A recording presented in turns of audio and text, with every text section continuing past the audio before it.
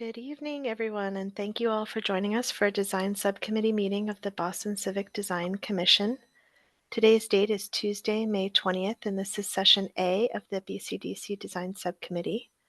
The Planning Department continues hosting public meetings in a virtual setting for the health, safety, and accessibility of Boston residents.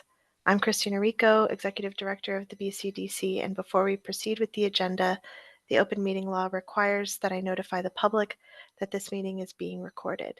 Please turn off your camera and microphone if you do not wish to be recorded. For the record, Commissioners Manfredi, Ron, and Solano are present.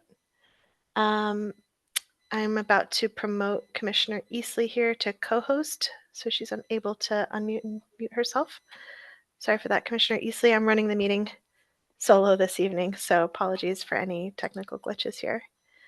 Tonight's agenda will include presentations for projects associated with Phase 2 of 776 Summer Street, South Boston. Tonight's meeting's proceedings will begin with a brief presentation from the proponent on Block E, followed by comments from the commissioners, then a presentation from the proponent we've characterized here simply as cleanup, followed by comments from the commissioners. We'll then take public testimony and end the evening with a discussion about next steps.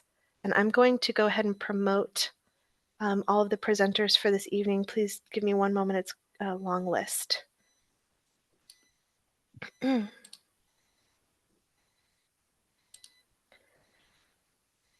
So Kernst, I have promoted you to co-host. Do you know who will be sharing your screen this evening?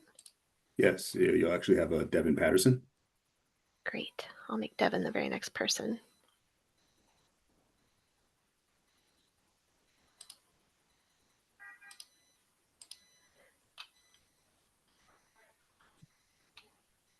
Devin, you should be able to share your screen. Thank you very much.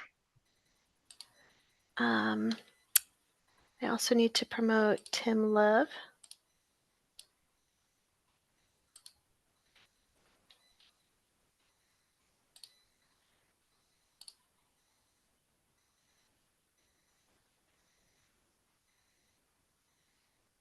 Victor.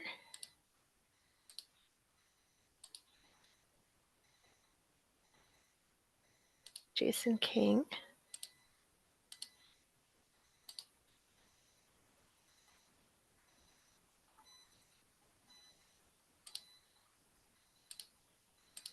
Kate. Anybody else I may have missed? John? I'm not seeing John. Probably. Jan Flaherty, yep. Okay. And is Melissa joining us this evening? She will be. Okay, I will keep an eye out Had for her. Colin Curley as well. Colin is also already promoted. Perfect. Thank you. Okay. So just a quick summary. Oop, let me get Commissioner Easley here. All right. So just a quick summary before you guys take off. Proposed projects at 776 Summer Street, South Boston, seeking Article 80B large project entitlement in accordance with an approved PDA master plan and Phase 2 development plan, contemplate the development of 4 buildings referred to as Blocks A, B, C, and E, and associated site improvements, including portions of Edison Plaza, formerly the M Street Plaza, and public realm improvements on Summer Street, East First Street, and Thomas Edison Way. This will be the 5th presentation of the ADB application for these projects to the Commission, following an introduction at the February 4th monthly meeting and subsequent meetings on February 18, March 18, and April 22. The Commission previously reviewed and approved a PDA master plan, a PDA master plan amendment, and a PDA development plan for Phase 2, which set out the regulatory context for the proposed projects. The most recent design subcommittee meeting focused on proposed projects at Block B and C. Tonight's meeting will focus on revisions to Block E and a summary of revisions to all projects and the Phase 2 site plan. A reminder to the proponent that each presentation will be limited to 15 minutes. I'll be giving you a 2-minute warning, and with that, I invite you to begin presenting whenever ready. Thank you, Christina, and good evening, everyone. Devin, we can probably flip to the next page. So on behalf of the entire 776 project team, we want to thank you for your time today as we go through Phase 2. Christina did a great job of setting this up. Really, this is going to be split between 2 sessions. This session we have here is with SCB, which will be presented by Devin Patterson. and it's really to go through the Block E building. For both of these sessions, as Christina mentioned, we're going to stick to 15 minutes. There is a lot of material here, so I'm going to do us all a favor and get out of the way so the design teams can get to this. But the goal of this is really to show that our design is reflective of responding to the comments that your teams have provided before, and hoping to be able to go through this and see that we're all aligned on direction moving forward. So with that, I'll turn it over to Devin Patterson of SCB, and he'll start you through this first agenda. Thanks a lot, Ernst. Thank you very much for the opportunity to talk about the design of the project and the refinements that we've made since the last time we've met. We've had quite a few meetings over the last couple of months talking about access and activation, massing, facade, 1898 integration in the public realm. But to summarize what we've heard over the last few months is the commission wants a signature building at the center of the site here. The verticality is really important. The singular expression that we showed in March wasn't as well received, so we're going to be focusing on that today. And then we've also wanted to enhance the experience at the street level by looking at other options for the drop-off. I know David Manfredi, you had mentioned that the elevation of the drop-off versus the street wasn't desirable, so we worked on that. And then we've significantly worked on the character and the integration of 1898 with Block E. So this is the previous plan, and this was the previous configuration of where the drop-off was located. It was under the building. There was a driveway that took you down to the entrance to the parking down below. And what we heard there was just it was too long, and we wanted to reduce the sort of or increase the visibility, I guess, of the entrances and not have them underneath the building as this had proposed here. So we've actually developed sort of a significantly different solution here that we're very excited to show you today. So the alternate proposal is to actually reconfigure the entire ground floor along Thomas Edison Way there, starting by reducing the overall frontage of the vehicle drop-off almost in half, about 40% reduction down to 60 or 96 feet there. We bring the tower all the way to the ground, so building B or building E will come all the way to the ground. We previously had an electrical vault that was facing towards the street. We've actually moved that inside the building now, and allowed us to create the hotel reception as part of the integration into the 1898 building. We've added significant new activated uses along the plaza. So we've got the retail along the plaza, we've got the bike room and the restaurant that will be part of the hotel. And then we've sorted out, there was a lot of grade changes we were trying to sort out in the previous solution. We're now pushing that internal to the building. So you can see there's some steps in the building that are creating the variations in height. So when you look at the two side by side, it's a significant change, and we think it's made significant improvements. So we appreciate the comments that the commissioners have had to us over the last few months. Just moving into the exterior design of the building, and we bring this back up. These were the PDA diagrams in the master plan that talked about the character. Buildings along First Avenue wanted to relate to the neighborhood character, whereas the buildings along the waterfront wanted to have a waterfront character. So we've kind of thought about that as we looked at the architecture of the building. This is the previous design that you saw, and there was concerns about the articulations, kind of the width of the building getting wider as it goes up. We attempted to make it look like a singular object, and I think that was not as well received. So we've looked at a completely different way of considering this exterior design.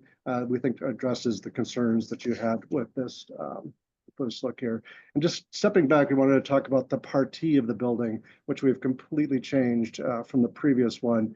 In this one here, we've actually spent a lot of time creating a signature sort of skyline moment at the top here that brings your eye at the north side all the way down to the ground, and on the south side towards Thomas Edison Way and the rest of the community to the South Boston. It also brings your eye to the ground. And so these are the idea is that there would be a continuously sloping top that would be glass and metal panel at the top, and then there would be a secondary skin. You can see the partie of that on the two sides, which allows this sort of glassy corners to appear. And what it helps to do is it thins up the building and makes this a very tall, elegant structure.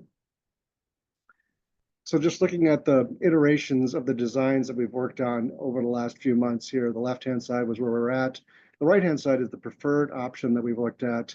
And we prefer that in that we've wanted to really look at a completely different articulation, something that felt very residential, something that felt very machine and modern, but worked in comparison to the 1898 building. We've always been trying to take out this idea of the turbine into the design motif of the building. So we've used the materiality and some of the colors of that to create this three-story rhythm that we think creates a very tall and slender presence towards the internal portion of the site, as well as to the north, as you're looking at it from the approach from the Seaport neighborhood.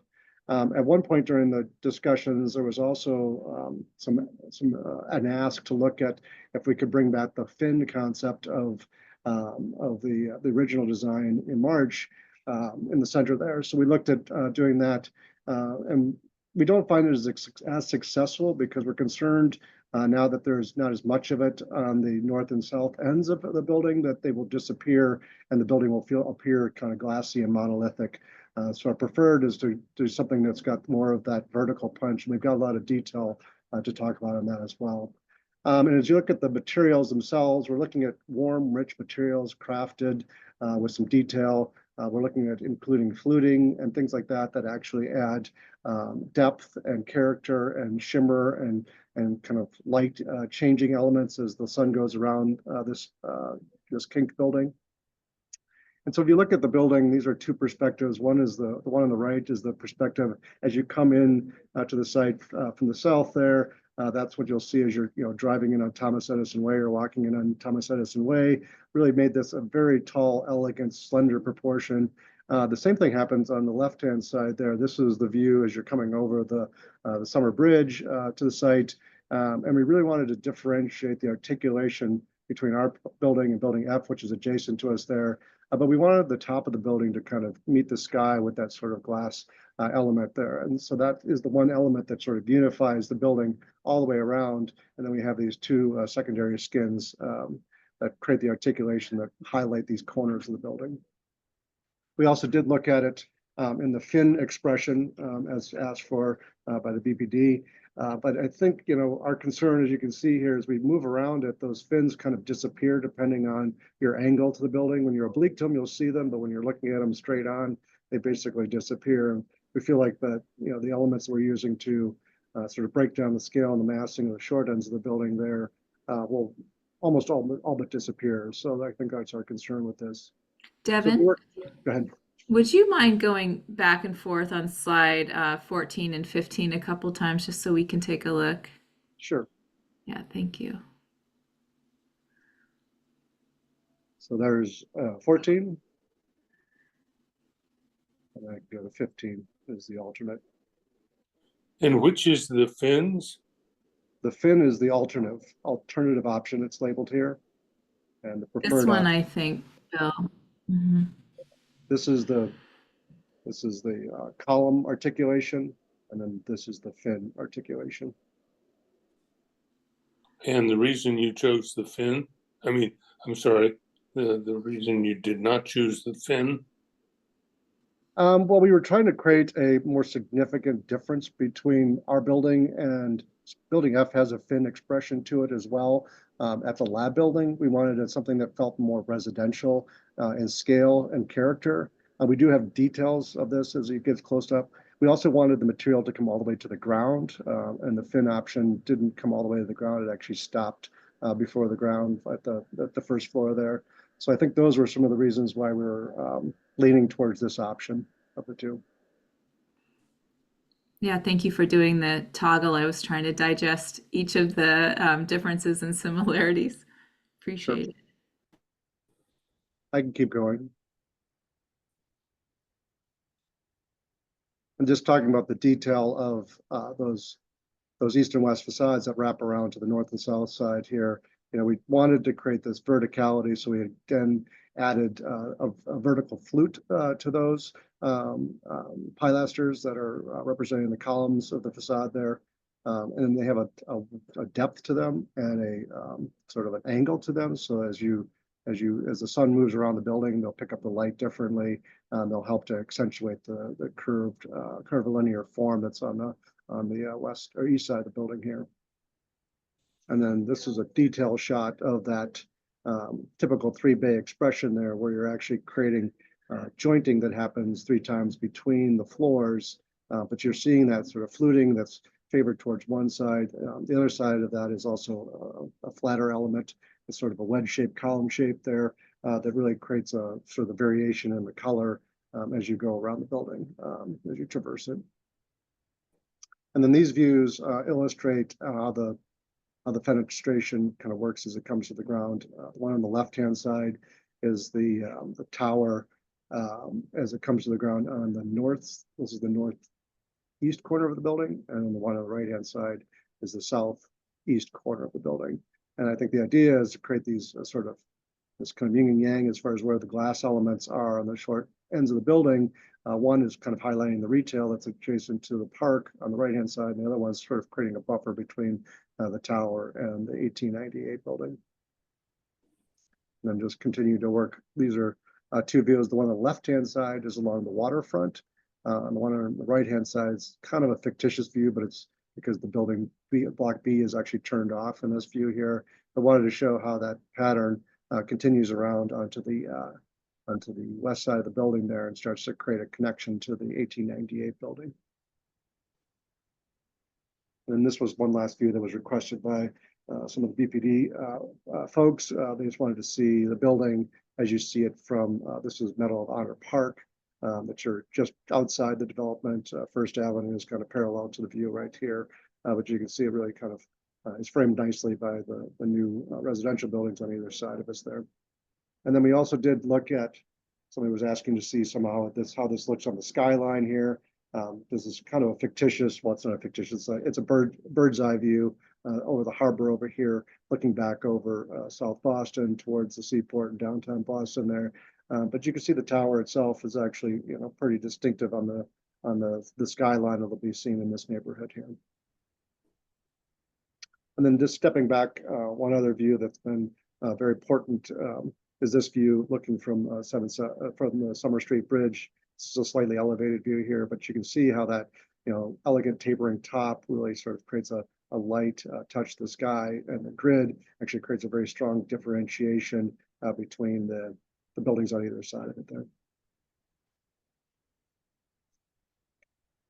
So then transitioning from the massing and the articulation of the building, we wanted to talk about the integration to 1898.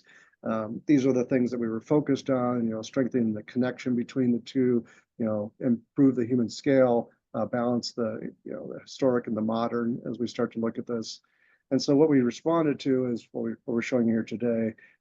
We preserved a lot of the character of the 1898 building on the south side. We've introduced the new lobby and entrance to the hotel. We've inserted that into this as well. And then we've connected the materials of this to the materials of the tower using this sort of champagne silver color to kind of tie the two buildings together. And then just talking about the existing conditions, we've made a collage here of the switch house that's between the turbine halls and the 1898 building, which says Edison there. But you can see there's quite a bit of that building that's had over time additions made to it that have been removed or demolished, leaving some of the sort of the history of the building on the facade. And we were very enamored with that. So we started thinking about how we might do some interventions into the 1898 that both complement and feel modern. And this was one of the design strategies we were talking about. This lower right-hand corner here was to illustrate sort of a modern glass intervention into the facade, but leaving sort of the materiality of the patina of the brick and some of those kind of memories of how the building was kind of added on to over the years. There was a lot of sort of kind of functional additions that were added onto this building. So we were kind of thinking about how we might capture that in the design of 1898. We also wanted to kind of expose sort of the inside of this building here. The upper left-hand side is sort of as a picture of a photograph on the inside. You can start to see some of the trusses that hold up the roof, the Italian tiles that are on the wall that are these glazed white tiles that'll be preserved. There's actually tiles on the roof as well that are beautiful that'll be preserved. That crane will be. And then the lower left is actually the switch gear or the switch board that was part of the building. That has all been preserved, and there's an image on the right that kind of illustrates our sort of vision of how we might sort of reimagine that on the back wall and on the hotel as you come inside the building. You might see some of the inner workings of the old switchboard on that wall there. And so this was the previous iteration of the design that we were looking at that had the drop off under the building. It was elevated, separated from the pedestrian realm. We actually did have the vault as the main thing along this facade here. And to integrate the building better, we completely rethought the exterior design of that as well. And so we've actually come to you with a couple of different, show you some of the studies that we did there. One was this one where we cut holes into the existing facade, used more of an industrial window language to create sort of that aperture into the building, and then also see that kind of back wall, which could be that control panel reimagined into a feature wall inside the building here. This shows some of the landscaping that's associated with that. The drop-off is located in this area for both the hotel and for the residential. The residential is the canopy that's to the right where those people are walking. So everything is located off of this kind of pedestrian-friendly drop-off area here. We did turn off the tree just so you could see, the composition without the tree. We also did, because we're trying to sort out some of the mechanical entrances. When we move the vault inside, we have to provide access to the vault at all times. So there's actually a door that would need to be integrated into this facade. These are the parking entrances and loading entrances over here. They need to be open. So we wanted to try to sort of mitigate sort of the kind of number of apertures we had in the facade. So we actually looked at framing the entire thing and taking a metal frame that we found over here and sort of using that as a way to create an opening in that facade. And then there would be a glass facade that would be more modern that would actually have a reveal here that we would tuck the loading and the access to the electrical vault into off to the side here. And this illustrates it with the tree and without the tree. So you're starting to see sort of that transparency into the space, revealing some of the history of the building that nobody's really ever seen in the site because it was a power plant. One of the other concerns is, how does this building get perceived as a pedestrian coming out of the turbine halls? This is just outside the turbine halls, walking along Thomas Edison Way towards the Edison Plaza here. Here you can see both the hotel lobby and the residential lobby. And then moving one step closer, we have that residential lobby there. There's actually a buffer between 1898 and the building E, which is the atrium, and also some hotel keys above that. And so that's just really a simple glass foil that's kind of differentiating between the brick building and the punch window of the metal panel on the right-hand side there. And then as you work your way up to the Edison Plaza here, we wanted to activate that corner with the retail element. So you're starting to see that coming out here. We put that in this location where the metal panels are not located and the metal columns are not coming to the ground to really help to kind of identify that as separate and distinct from the residential elements of the building, residential hotel elements of the building. And you can see that materiality coming all the way to the ground here. So you're kind of perceiving that sort of idea of the turbine blade that we've sort of reimagined into a metal column that becomes the articulation for the entire facade along the Edison Plaza there as well. And then there were some questions that were about the program that happens on the north side and some of the articulation of the north side of 1898. We do envision there'd be a restaurant with some spill out area there, but then there's a pre-function in front of the ballroom that's on the lower portion there. That actually does have an outdoor space that's significant enough to put a small tent if needed, or have outdoor spill out for people that are using the building for special events and things like that. And that does have a great view of back towards downtown Boston, where that little eyeball is. And then just showing how that articulation kind of meets the ground and then makes that sort of connection to the 1898 building here. In this location, we've done a little different articulation as opposed to the more modern articulation that you saw on the south side, but we did tie materiality of the buildings together here as well. But we did look at putting in potentially more of a kind of a industrial side patterned window with sort of the mutton patterns of like an old steel window that you'd find in the manufacturing. That would be in the lobby of the hotel there. Actually, that's pretty functional, the hotel. This is a view or at the plaza level, looking back at that. The signage, it says the ghost sign that's on there is just sort of for diagramming purposes. There's no interior signage inside the building that would be exposed. So if we did this, this would be an additional signage. Just a time check, Devin. Yep, and we're actually right at the time here. So this is just one last view of the exterior of this, looking towards the north side. You can see the windows on the right-hand side that provide daylight into the ballroom. The ground level where the people are is actually going to be spandrel glass because that's below grade, or it's the parking below the elevated deck there. And that should be it for this. Happy to talk about any questions or comments and get your feedback. Thank you so much, Devin. So commissioners will be evaluating building E first, and then be taking a look at the rest of the district, buildings A, B, C, and then E within the context of that once we're finished here. And Christina, did you want to take public comment in two places, or can we just do that all at the end? Yeah, if we could do that all at the end, I think that'd be Okay. great before you guys decide next steps. That's great.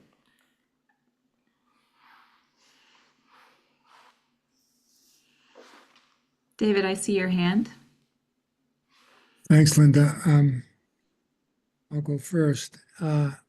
First of all, you've been extremely responsive, and you were absolutely correct when in your prologue you said you really made some significant changes. I think these are significant changes in terms of how the building meets the ground, the whole drop-off experience, and the relationship of the two parts to each other. And then in our, obviously, which were of particular concern to me, and then obviously you also made significant changes on the building envelope of the tower itself. Several points here. So a couple of questions. First one, I noticed that I think in the aerial, and now I don't see it here, but I think I thought I saw it in that. Oh, stop, go back. Next one. This one. Stop. No. This one. Right there.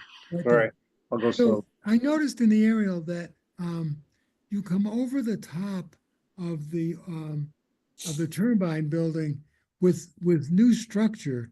I think those are new trusses that so that this is more of curiosity, but that is new, isn't it? And tell me why it's there. And I'm not offended by it, but I'm just wondering where it came from. The previous iteration, we were actually thinking we might cut the cornice off of the 1898 building there. In the current iteration, we wanted to preserve it to create sort of its own, keep it all intact here. These windows do actually exist on the building. And so we're actually thinking about putting some of the public space for the hotel behind those. We don't have any renders that illustrate that, but behind that would be a space for guests of the hotel. And, if there's a bar or something like that up there, there might be a special event space up there. But the trusses would remain in the diagram. So if I go back to I think what you're talking about is this diagram. Yeah, exactly. So this is where we're anticipating the outdoor amenity deck and the pool to be, because it's the only place that actually gets sunlight on this facade here. If we put it at the top of the building, we don't have enough room. So we've tucked it over here, and we're actually going to integrate those trusses into the design of the amenity deck in this location here.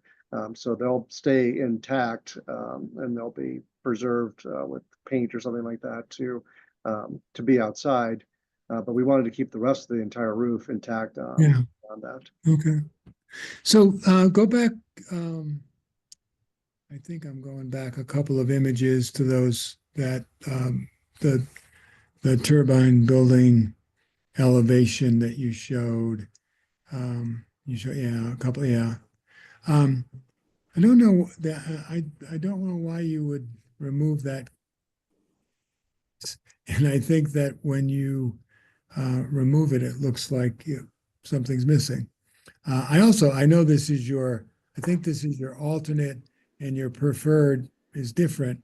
Yeah. And this is I have to say, I like the alternate better. I like the brick coming to the ground. But that's a personal opinion. If you go back one, yeah, I love your precedent image. I really like what you're trying to do. Make this modern intervention very apparent and very visible. This just feels like more comfortable incisions into that big brick wall. I want to talk about the ground floor.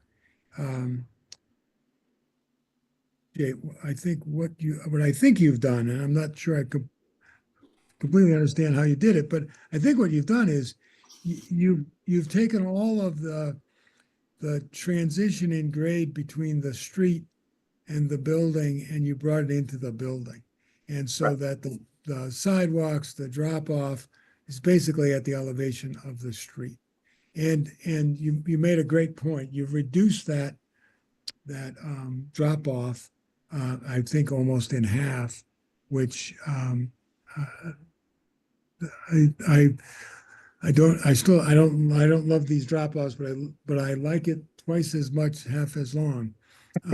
I think that's really, I think that's, the building addresses the street much better than it did before, and I applaud that. Yeah, no, we did, you can see the grade here is at 26, but the plaza up here is at 30. So we did have Yeah. to step the building as it comes down to the west here. But we do have to now step it back up so that this Yeah. lobby bar is flush with the plaza over here, as well as that restaurant.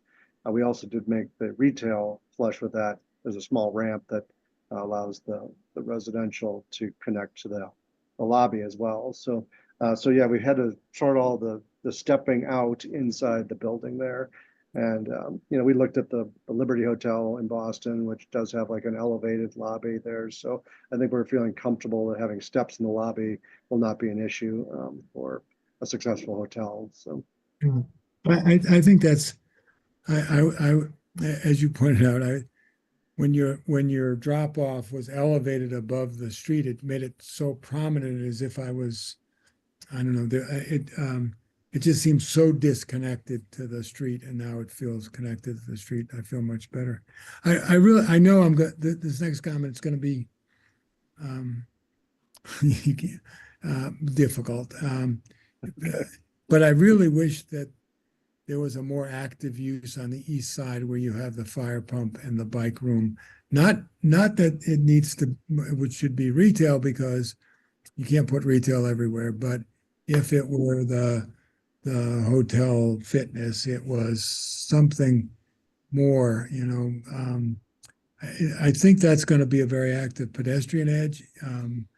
You've all, meaning all the design teams who have anything to do with this corner, have made so much about, and I think appropriately so, about this as an important passageway from the neighborhood through the site.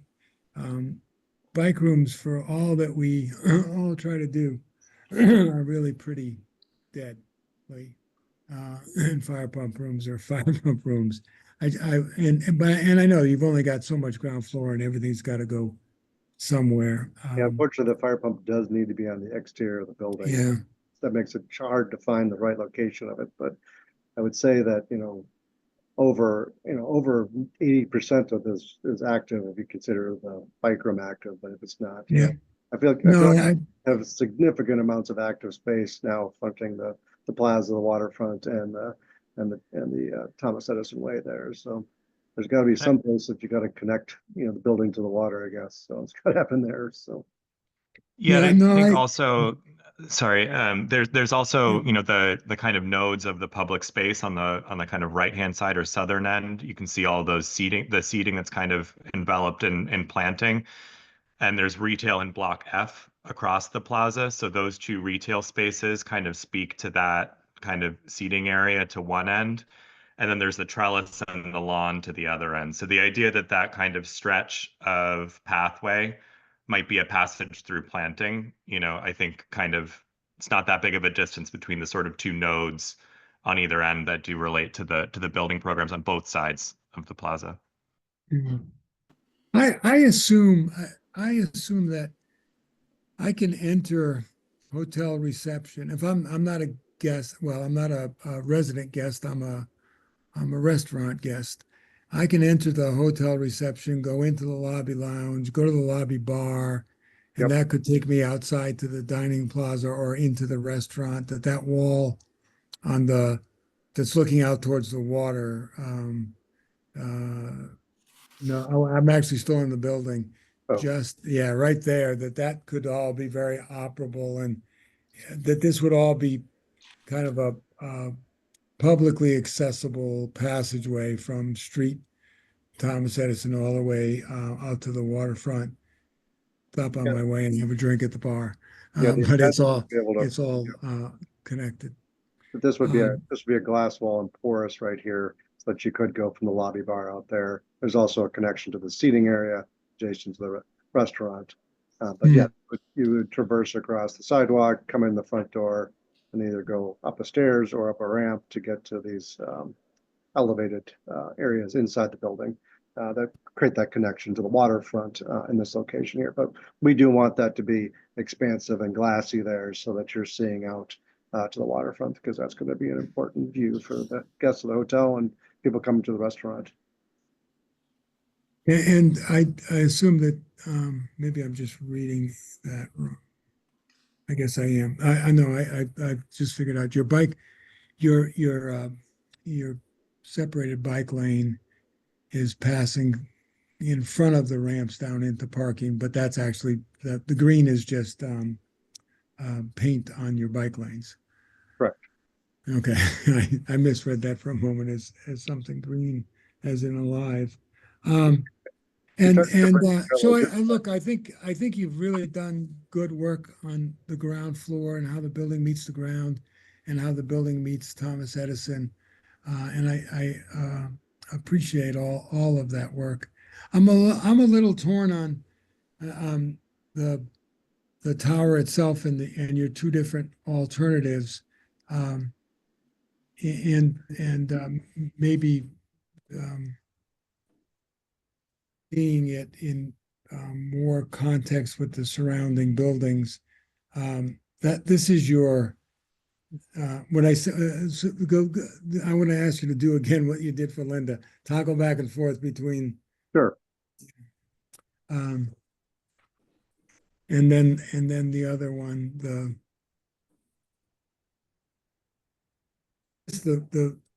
I find the view from the water from the Summer Street Bridge more interesting with the fins.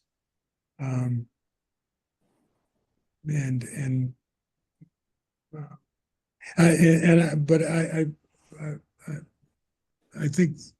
think that's a we can have an opinion on that, but I think that's an architect's decision. I really like the improvements on the ground and how the building meets the ground and how the building invites me through it as well as around it. So I thank you for all of that good work. You bet. Very happy. Thank you, David. And David, I know we lose you at 6 o'clock. Yes. And you don't have the benefit of seeing the kind of context, but if there were any comments or suggestions you had about that while we still have you, just raise your hand and we'll try to come back around to you by 6. David talked about a lot of the things that I had jotted down as well. And I might just go in order if I could, Devin, and go back to slide 7. I think the improvements that you've included are really exciting. And my comments are kind of looking at just some of the experiences. So I wanted to compliment you first on screening all of the back of house the vault, some of the lobby support. If I remember right, they were actually on the street or on the drop off the last time we saw this. And I love that they now are behind the hotel reception and some of these other things. I think that's a huge improvement. And like David said, the fact that, you know, the street here is 24, 25 and the drop off is just slightly above that. And then that goes right into the hotel reception makes such a huge difference. It really feels a lot more integrated. And one of the concerns I had when the drop off was so far above the street last time was that it felt very suburban. And this feels now of the district. So really, really appreciate that. Can we go to slides 18 and 19? So one of the questions I had here really about the metal framing and what I jotted down was we need an image that shows materiality and context.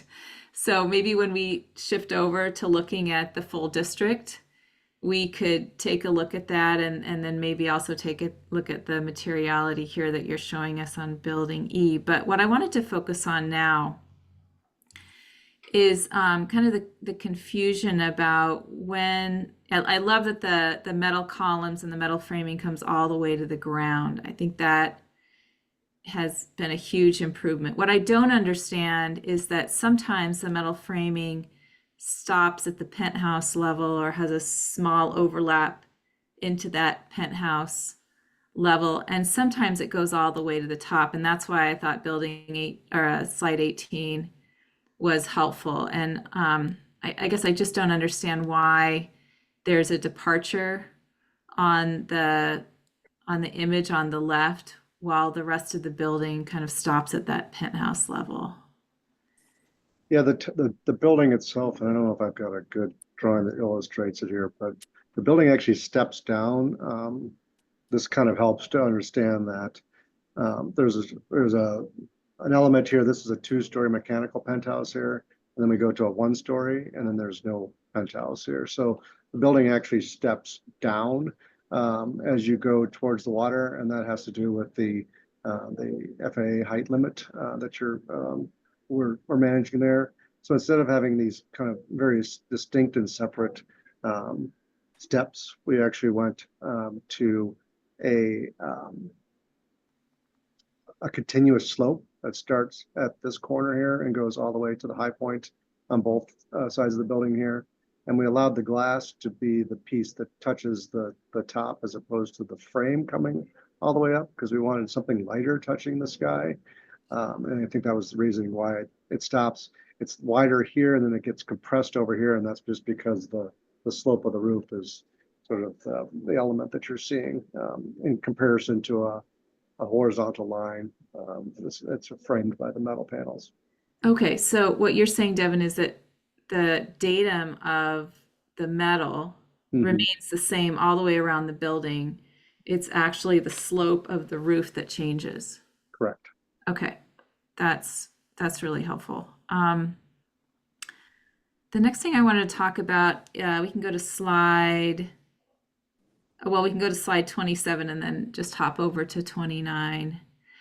I think this is so fantastic. I love the idea that the lobby is now integrated into this 1898 structure. I think that's brilliant. I think it's going to be incredibly powerful and memorable, and to walk into the space, that you've illustrated on the right is going to be an unforgettable moment. So thank you for that. I want to go now to 29. And I, like David, really appreciate that you've kept the cornice now. I think it means a beautiful architectural moment, but it also, I think, just really makes a beautiful transition to the sky, just as you were talking about for your metal frame. I have a slightly different opinion than David about which one I like. I actually prefer the industrial window one, this one that we're looking at here, for a couple of reasons. First, because I think that it keeps more of the genre of the building, kind of the historic nod to the building. And also because I noticed that on slide 39,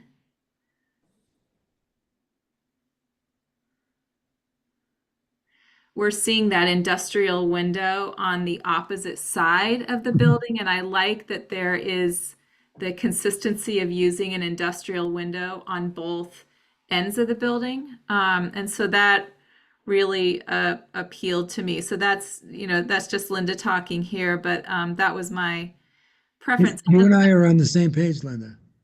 I like that one better too. Oh, you do? Oh, I thought Yeah. I thought you liked the broad opening, David. And, No, I like the 3 part. oh, good. All right. Well, we're on the same page then. And this is one of the reasons that I have that position. And then if we can go to slide 34. So on slide 34, I really like this fairly quiet connector that you've created between the two buildings. I like that the 1898 building gets its moment here, gets a chance to really sing and be that powerful landmark. But I had a few questions on this. And the main question is really about the datum. And I might just use my pen. So my question is that we have this really strong kind of metal datum that comes across. And I would have expected that to have continued across here. And yet this kind of top kind of hits this building in a ambiguous way. And if you look at it in elevation, it also doesn't seem to have correlation with anything about the existing windows. So even though that may sound like a minor point and a minor comment, again, when you see it in elevation, it just feels odd to me. And it feels like just being able to work that out would allow that connector piece to remain quiet, but to have a direct reference to both the new building, the tower, and also to the 1898 component. So I would just ask that you might look a little harder about that. And the other thing I noticed about this that I do like is that it felt like the color of the glass in that connector was lighter in this option than it was in the other. And I actually like and prefer that lighter glazing. So those were my main comments. I think overall, like David said, very responsive to some of those big items. And again, I think, the powerhouse move here, well, no pun intended, but the powerhouse move here was really to let that 1898 building shine, because it now becomes the way you enter the hotel, and it becomes the gem in some of these quieter other moves that you're making with the tower. So thank you for that. Bill, I see you for pushing us in this direction. We really had to work hard to figure out how to get that vault pushed back off the street. We've got what a huge people on board with it, so we're very excited about it too. So. What a huge difference, and you can kind of only see that in the site plan, but it's going to make a huge difference in terms of your experience from the street. Yeah, we like to be able to see the original, finishes on the inside of the building once you come through that front door. I think that'll be very spectacular. Unbelievable. Yeah. Can't wait to stay there. All right, Bill. This is Bill. I wanted to quickly make some quick comments before David leaves. I agree with both he and Linda about the way the building meets the ground and solving the front entrance and revising the parking. We all agree with that. But David raised questions about the tower exterior, and I'd like to raise questions about it likewise. It just seems to me the two aesthetics of the tower feel like in conflict with one another rather than supporting one another. And we can go into that in detail, but I did want to second David Manfredi's concern about these two what I think are highly disparate facades, and particularly the fact that what could be the primary facade, it feels like it's peeling away from the building, which seems like a strange thing in a major building. I can go into that later if you want. I also agree with Linda about the necessity of connecting the two ends, the south end and the north end of the 1898 building facades. There's to me, they seem strangely different when that doesn't feel to me particularly necessary. So I wanted to say that before David left so that he might comment on that, if that's going to be a major discussion point in his absence. Thank you, Bill, for that invitation. It occurred to me that I would like both of these options better if one didn't peel, that there wasn't this kind of double envelope, that if you took the outer envelope around the building, especially in the alternative option, I tend to think that would be stronger. It would be more the single building. Actually, go back to your precedent, your other building images. You went by that really fast. But These images. you look at that and you look at all of those images, and I don't know these. I can't tell you what buildings these are. Maybe one I can. But they look continuous, as if there's one big idea that's wrapping the building. And that occurred to me that might be stronger than either one of your alternatives, meaning the frame or the fins. I think the fins could be really strong if you didn't try to make these the two layers. So I think I'm agreeing with Bill about that.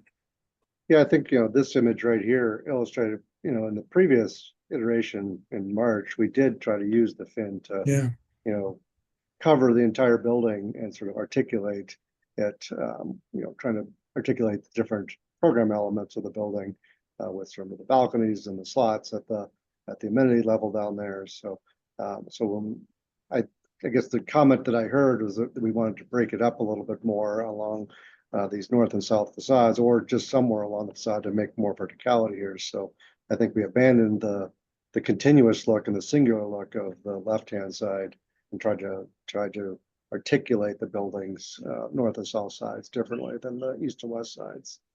I do think what you did very successfully is in the old version on the left, the building looks so much wider. Bigger, the upper floors were getting bigger, I think, and cantilevering out. And I don't know if it's the exact same width, but you've squared off the corners and the building still looks narrower. And I think that's a major improvement. Yeah, there's a red dashed line there that is superimposed. Oh, I see it. Yeah, I didn't even notice that before. On the two new ones that illustrate how much slender it is from this perspective. I mean, the building's only 65 feet wide. It's a very narrow building, so it's still going to. I mean, these perspectives are just one view here, but I think it's going to feel very slender in its proportions on both the north and south sides. May I just chime in here on this question?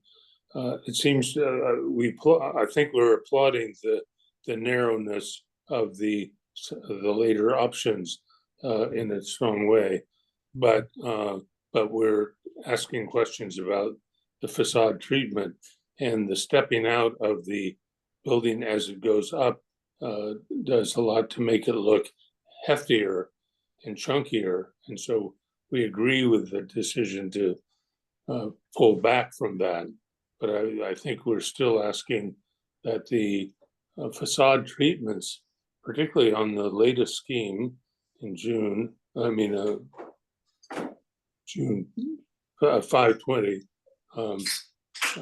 that the elements are chunkily added to what was possibly a much more lithe and thin building. So go ahead, David. I interrupted. No, no, not at all. I mean, I think if you go to the next one, your next slide, I believe, next, yeah. Yeah, there, please, stop there. No, I'm sorry, next one still, that was yeah. I guess I'm taken by the next one. Is this the one you're looking for, David? No, I'm sorry, it's the Finn version. This one here? Yeah. You know, the drawing on the left, I like the fine detail of those fins and wonder why there's two separate envelopes. You know, an outside layer and an inside layer, and is the building stronger if it's just the outside layer? And again, I think that, you know, the vertical fins that all helps to reinforce the slenderness, the massing. Can I just add one thing? I think this diagram is perfect for what I was going to say. So, David, I like what you're saying. I think the challenge I have with this diagram is when you look at the broad side of the tower,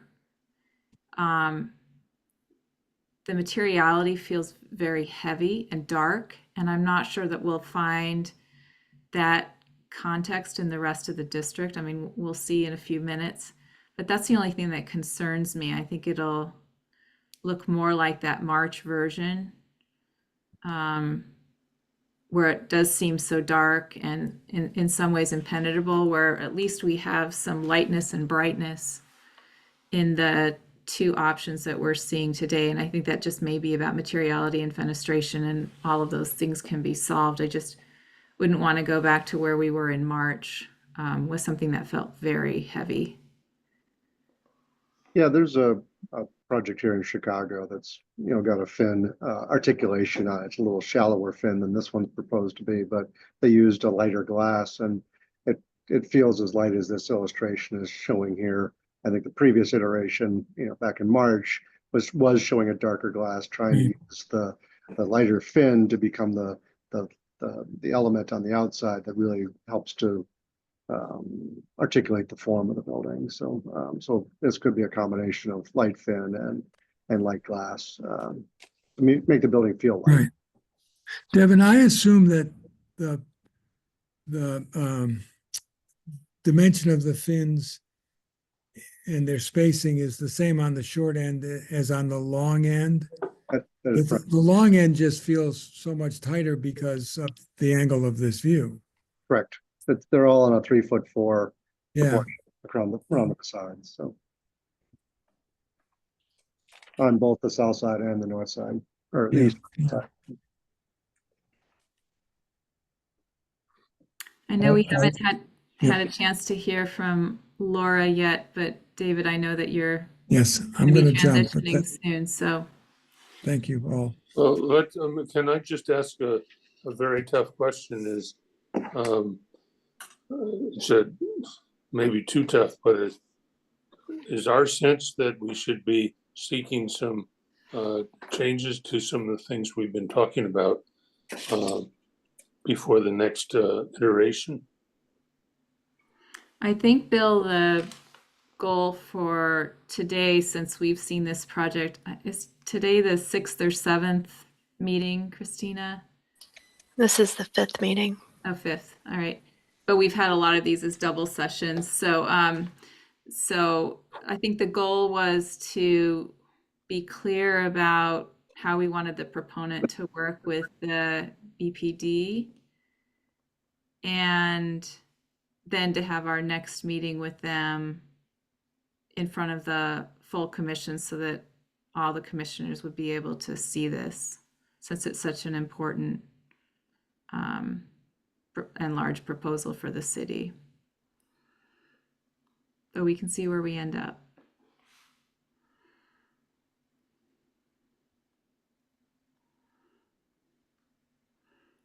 All right, David, I know you need to go. Yep. Thank you. Thank you very much. Laura, thanks for your patience. Yes, sat here very quietly. You did. Could we go back to the view that's from Thomas Edison Way? The tower view? Yeah, no, I'm sorry, the one that shows the entrance, the revised entrance drop off.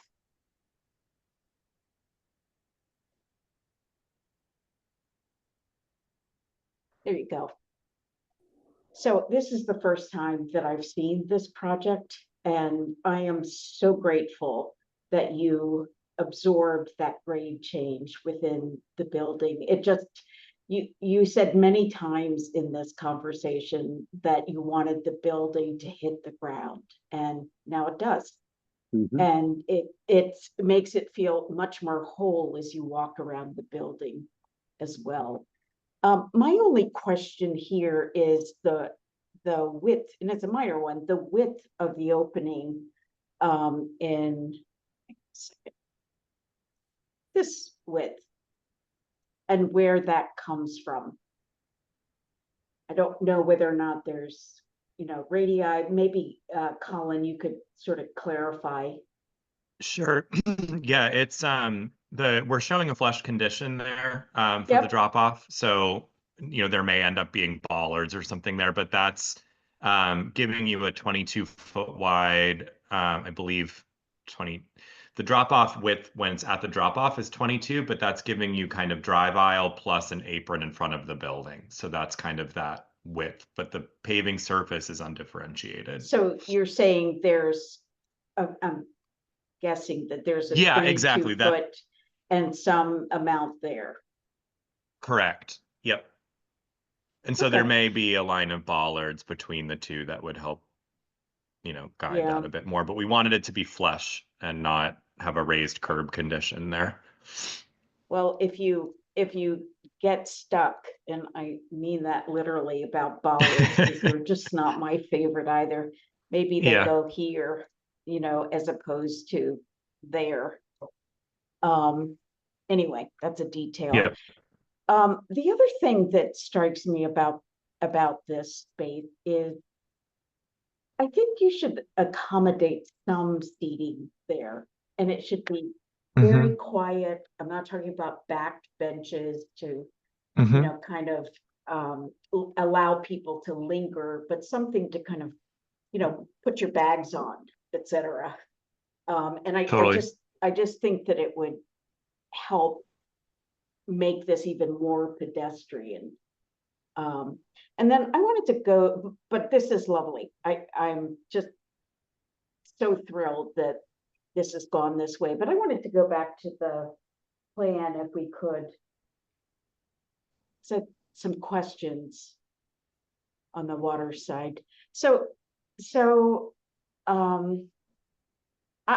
I feel just fine about all of these being kind of quiet and letting the landscape take the way. The only one that makes me wonder is whether or not it's wide enough is this, because of the function inside the building and having to come out. And by widening it, it also kind of indicates to me that that's for people versus some of the functional things that are off to the side. So you might consider that. My real question is about this area. And I understand that you can get to the restaurant through the building, but if I'm coming from this direction, how do I get into that restaurant? So you would pass kind of through here, I believe.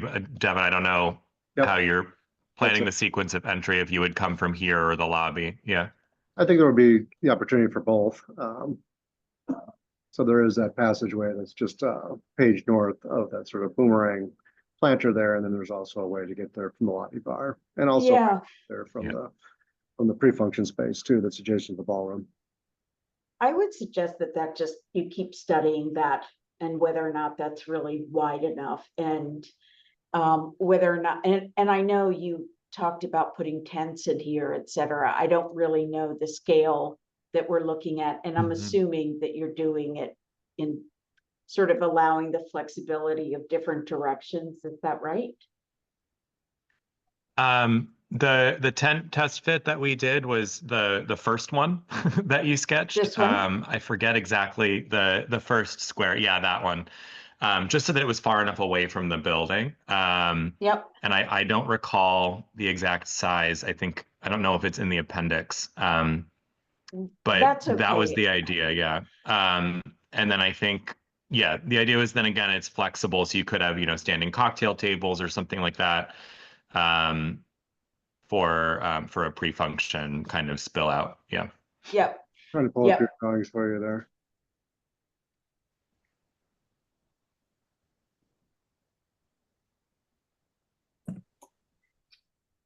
Actually, it's not in the It's appendix. okay. Sorry. I actually would have preferred to stay in the, I do remember seeing that. There you go. There was a perspective. It's okay. If we could go back to the plan. Because I'm just wondering if there is too much space there, right, for the everyday. And whether or not it's, whether or not it's someplace that you'd want to occupy, I guess. I kind of feel like, go ahead. Totally. No, it's a good question. I think that's kind of, it's sort of a theme across the site. How do we make sure that we are maintaining, space for flexibility, but then what is it really, on a day-to-day basis? Yeah.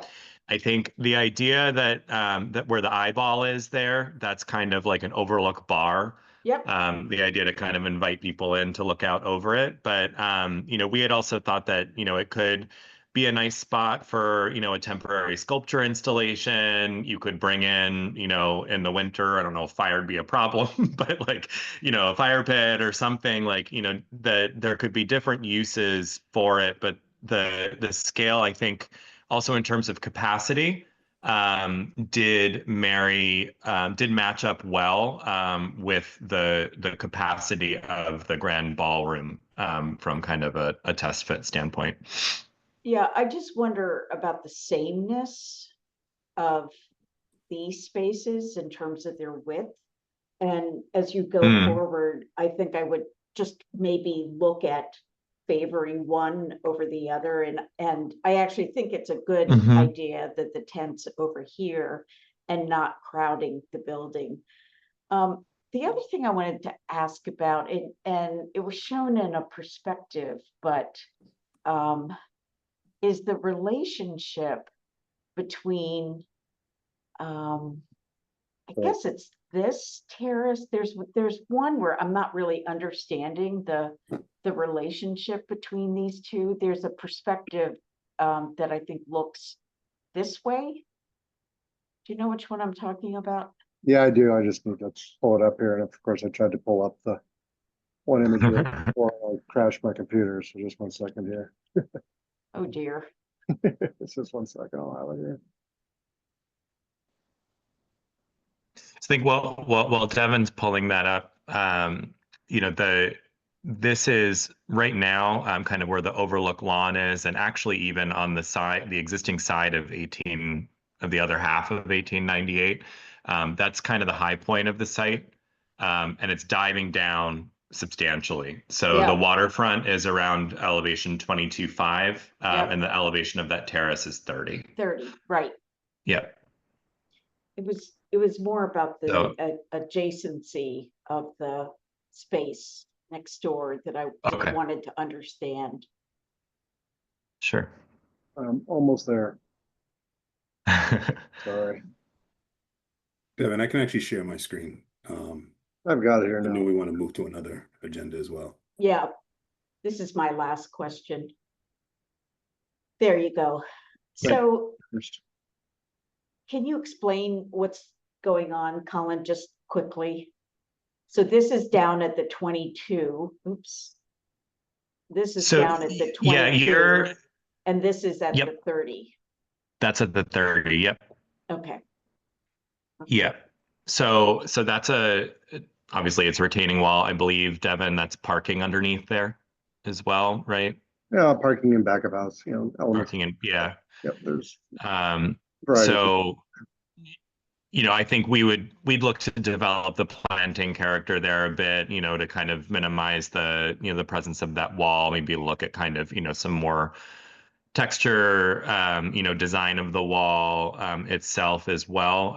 But the perspective that you're in right now is kind of from the lawn Yeah. that's descending, looking Yeah. back at the building. Opposite those windows to the right, outside the frame, is a bosque of trees with DG and movable seating over Yeah. there. So I guess the only thing I'll say is that I think it would be good for the planning staff to just look at this with you a little bit more. It's close, but I think that it could stand a little more richness in just sort of the space making. I'm sure you'll have great materials, etc., but I'm not so sure that this feels like an everyday place, another choice. So I'll leave it at that, but otherwise really great Okay. presentation, and thank you very much. Thank I you. do want Thank to you. thank all the commissioners for their feedback. I think we've gotten a lot of great feedback as far as the building is concerned, and I think we can come back to you for the next month with the full commission with something that encapsulates all these ideas. Yeah, thank you for that. And I know commissioners will. I think there's just 3 of us left. Phil, Laura. And Christina knows that I have to leave at 7 or 5:07. All right. Thank you, Bill. I appreciate it. Why don't we, if we're not done with the second part, Bill, we'll do a pause, and that way we can get your thoughts before we conclude. Okay. I appreciate that. All right. Well, thank you, team. Just for the interest of time, I'm just going to move this directly in. So I think, Victor, you can go up at this point. It's kind of go through what we heard. We've sent a lot of this stuff in advance, but the team's going to start peppering this throughout the presentation. So no need to worry about that. I promise you'll see it. But go ahead, Victor. Great, thank you. Let's jump right in, Kate. So we were asked to share the overarching urban design concepts that inform and tie together the development as a whole. So at a high level, this diagram summarizes the major urban design considerations. The perimeter of the development that lines Summer Street and East First Street forms a rectilinear edge almost up to the setback line, an urban gesture that reinforces the street wall while still being attentive to the pedestrian experience through various massing, setbacks, and openings and access points into the site. There's a concentration of energy at the bend of Thomas Edison Way that brings together access from the southern residential neighborhoods, Medal of Honor Park, and connects on to Thomas Edison Plaza and onto the waterfront. This is particularly important because the corners of 4 of the development blocks engage this zone, blocks A, B, E, and F. In contrast to a perimeter that presents a more taut urban edge, this inner zone presents a softer, more informal center where building corners are more sculptural, and each one contributes to activating this zone with public-facing programs. Next slide, please, Kate. The overall architectural concepts reinforce the design guidelines that were provided in the development master plan. The buildings lining East First Street favor a warm color and material palette, punched opening exteriors that relate to the residential neighborhoods to the south. Next. The design principles of low-rise massing, warm tones, and punched openings are reflected in this East First Street elevation. Block C on the left-hand side occupies an important transitional corner at the intersection of East First and Summer. It needs to bridge a connection between its East First Street neighbors and, on the next slide, Kate, Block D, its neighbor to the north that sits along the more commercially oriented Summer Street corridor.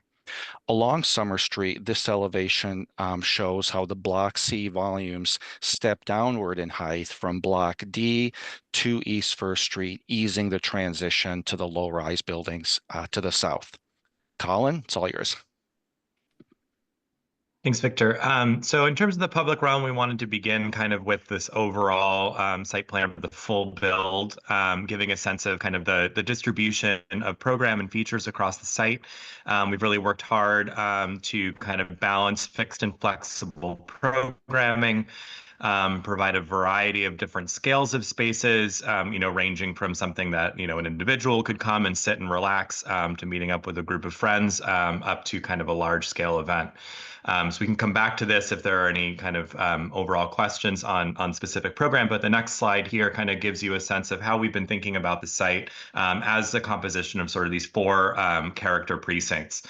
So the Edison Plaza, if you recall from the urban form diagram, that's really a very important connection, connecting the Harbor Walk, connecting the site to the South Boston neighborhood, Medal of Honor Park, Thomas Butler Memorial Parkway, Memorial Park, and really kind of that neighborhood connection. So providing, that extension of the landscape into the neighborhood and vice versa.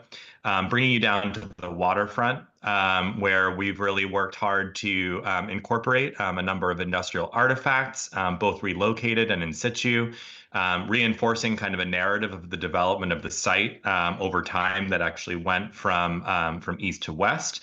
And then the Summer Street Gateway down below, bring some active uses, retail spill out, things of that nature to really kind of activate Summer Street that right now, as we all know, is not so active. And then at the heart of the site, the Turbine Precinct, opening up these turbine halls to the public for the first time in their history, Turbine Alley being an important pedestrian connection, the Edison turbine within the turbine halls being visible from the public realm, and the arcade along East First Street being an opportunity in the everyday to walk along a sidewalk that passes through this turbine hall. Next slide. So these are just a few images that give you a sense of some of the activity kind of along the waterfront, a water feature that can be programmed a number of different ways, basketball half court and dog run along Summer Street, the screen house platforms that are existing with these giant pipe elbows that you can look into.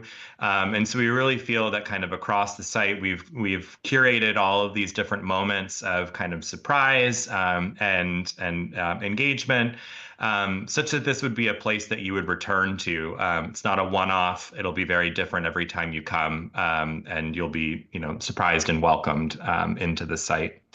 Next slide. Kind of stitching everything together. This was something that we had been requested, sort of the overall materiality of the site and from a paving standpoint, looking at kind of a hierarchy that stitches everything together, some cast in place concrete for walkways, a blanket of precast unit pavers that would vary throughout the site, kind of creating an apron with the opportunity for subtle differentiation at buildings. The entire lower waterfront is wood decking, and then some of the kind of smaller gathering areas have decomposed granite as sort of a softer material underfoot. Next slide. So of course, we're here discussing phase two, and really just to point out here that as far as the phase two landscape is concerned, this is really about completing these very important and robust connections from the waterfront and from the site to the neighborhood and from the neighborhood into the site, and really working with each of these buildings to consider entry, sequence of spaces, opportunities for spill out, and you'll see more of that within each building's presentation. So I will pass it over to Block A. Great. Next slide, please. I think everybody knows where Block A is. It kind of pins the southeast corner there. Next. Just to remind you that Block A plays an important role where Thomas Edison Way pivots and turns, and reminding you then where the entrance is too. Most of the work that we've done since the last time we saw the subcommittee was to work more on the entrance and to work more on the facades and the interrelationship of the different volumes we've had that break down the scale of the building. Next. You can see in this diagram how the facade has evolved. Volume 2, which includes the entrance where you see the arrow, is the volume that faces out to the neighborhood. Volume 1 is the volume that provides a kind of focal point looking down Thomas Edison Way. I'll show you that perspective. And volume 3 provides the framing of the courtyard, but presents a shorter volume that faces East First Street as a contextual response. Next. Comparing here what you saw at the last subcommittee meeting for that important volume number 2, which is along that short run of Thomas Edison Way, running out to East First Street. It was a darker cladding in earlier versions, doing shadow studies and understanding how the light rakes across that facade during the day. We decided to lighten up the cladding for that facade, which makes the entrance and the kind of modeling we're doing at the entrance more prominent. And then we decided to take that 2-story volume and run it up the volume to distinguish it from volume 1 at the corner of Thomas Edison Way. Next. This is a view of the entrance. It's a double height lobby, which provides views up through the lobby up to amenity spaces that then go out to the amenity deck. Next. This is a comparison looking down the sidewalk of Thomas Edison Way at that first volume and the pivot of Thomas Edison Way. To the right, it runs out to East First Street, and continuing articulation we've done of the facades to tie volume 1 and volume 2 more closely together. Next. And then that important view coming through the portal of the turbine hall, looking past Block B at that express corner of Block A as a kind of feature which becomes more prominent as you move down Thomas Edison Way. And then some other views. This is looking on the other side of East First Street, looking into the site. You can see the entrance there about midway along that perspective and the volume along East First Street. We've also further articulated the balcony on the southwest corner at the kind of gateway into the precinct that we're designing. And next, a view looking at Block E beyond and the way Block A and Block B kind of talk to each other into that space. Next. And then a view from the M Street Park looking at the massing with Block B beyond. Okay, I'm going to turn it over to Block B. Thanks, Tim. So previous feedback received for Block B included studying a screening element to separate the Block B loading functions from the public realm, to further integrate with the landscape architecture at some key moments along the ground plane, and to study some design options that would allow the port spaces to be more playful in nature with more of a surprise factor. Next slide, please. So starting with the landscape design updates, we've worked with the field operations team to make 2 key design improvements. First, at the open space corner near the Thomas Edison Way intersection, the team has created a more organic edge where the landscaping meets the building's exterior space. And this move widens the planting area and increases the amount of landscaping to improve the overall public realm experience. And second, we brought the East First Street landscaping around the corner and deeper into the bike access space, which you'll see more of here in a second. Moving to the next area of the loading zone, we've studied the implementation of a metal gate with angled fins that would visually screen the loading activities from the key public realm perspectives. On the left is the image previously presented to the commissioners, and on the right is a representation of what that screening element would look like when the gates are closed. And if we move to the next slide, you can see now how the view is experienced when those gates are open. Understanding this is an active loading dock, we have set the screening element back from the sidewalk and configured it into 2 sections that open in opposite directions, which allows us to do 2 key things. First, to maintain access to the parking entrance, even when the gate is closed. And second, to maintain the circulation pathways required to allow T3 and Block B to share certain loading functions. It's important to note that this view is taken when standing directly in front of the Turbine Hall 1 loading dock. So it's actually a vantage point that would only be experienced in passing. If we move to the next slide, you can see the before and after views that illustrate how this new screening element fully masks Block B loading functions from the perspective of the T2 outdoor room, which is a space that we expect to be inhabited by the public for longer periods of time. Next slide, please. And by designing the gate to open in two opposite directions, we're also able to achieve an almost continuous line of screening, again, when seen from this key public space.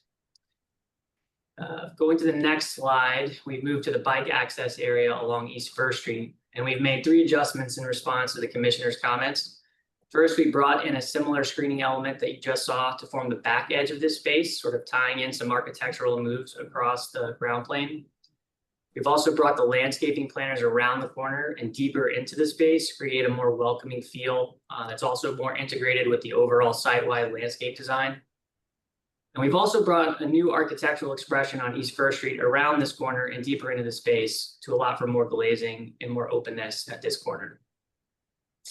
Next slide, we'll see the East First Street facade and the porch space has been revised to highlight this exterior space through a change in materials and texture that serves to diversify the streetscape experience along East First Street and really start to celebrate this exterior sports space as a moment that faces the South Boston neighborhood. And then finally, we were also asked to take a second look at the balcony organization. The commissioners noted there seemed to be some different approaches taken around the building, and after further study, I think we agreed. On the left is the image previously presented to the commissioners, which shows the 3 main elevations where the majority of the balconies are located. And there are a few things to point out. On each facade, the lowermost balcony is set at a different level.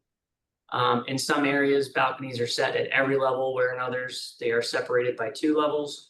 And overall, the density of balconies varies considerably per facade orientation.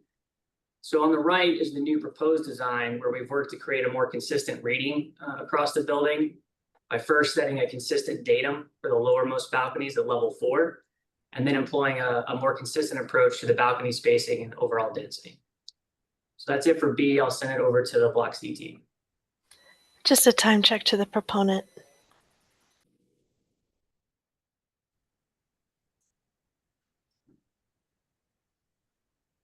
Christina, were you going to share a time remaining or just? Oh, sorry. Let's try to keep it to under 2 minutes if possible, Victor. Oh my goodness. Okay. Do your best. Okay. Thank you. What we heard, what commissioners had shared is closely aligned with what we've heard from BPD at the city. Most of our conversation has focused on Turbine Alley with additional comments on some fenestration and storefront. So let's go right to it. Let's skip this one, Kate. Okay, changes to Turbine Alley. These images are what commissioners saw last time, representing a 10-foot cantilevered overhang Turbine Alley that expressed a number of concerns of view to the sky, heaviness, etc. Next slide. This section diagram illustrates the sort of most substantive change to that. All the images that you'll see today have reduced the overhang from 10 feet to 6 feet. Next slide. Okay, we'll toggle through a number of views that show the comparison of what you've seen before to the proposed. This is the 10-foot overhang looking to the north towards the waterfront.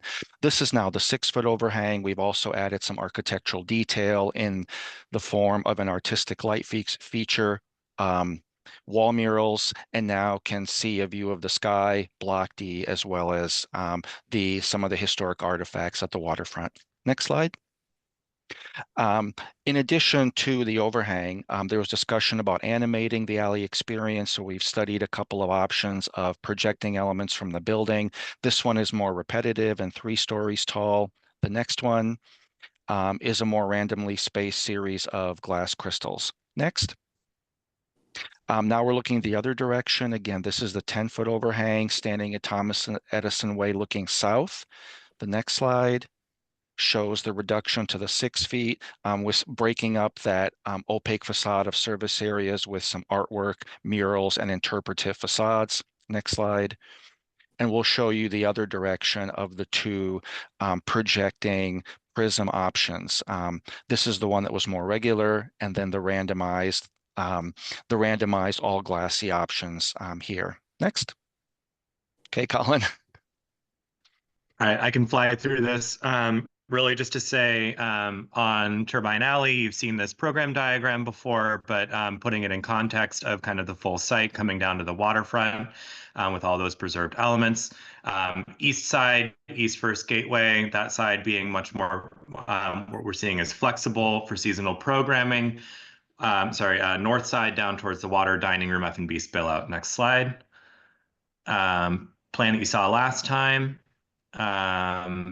Which, sorry, it's not changed. Yeah, we can skip it.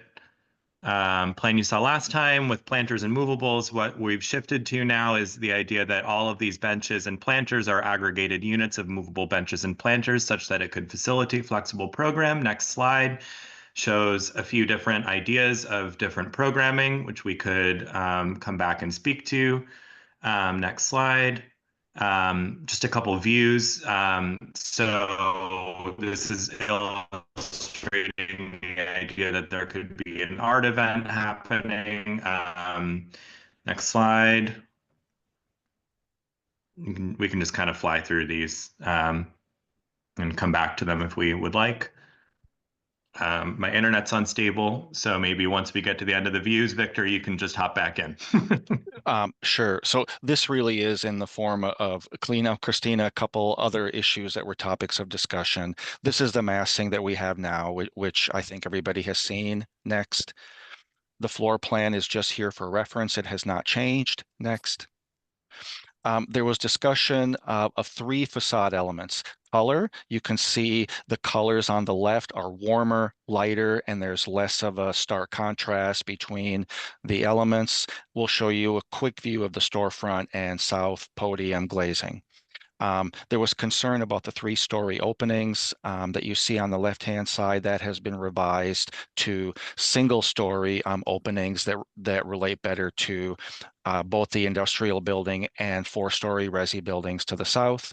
Next.